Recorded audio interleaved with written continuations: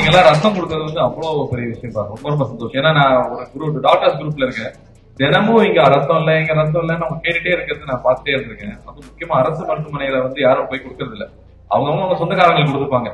யாருன்னே தெரியாத இன்னொருத்தருக்கு ரத்தம் போகுது இல்லையா, அதோட பெரிய விஷயம் வேற எதுவுமே இல்ல. அதுக்கு முக்கியமா அவங்க எல்லாருக்கும் ஒரு பெரிய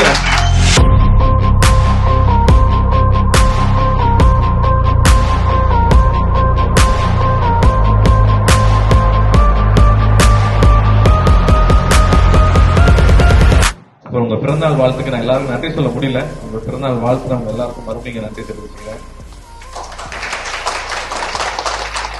2 படம் முடிச்சிட்டோம். இந்த வருஷம் 2 படமும் ரிலீஸ் ஆயிடும். அந்த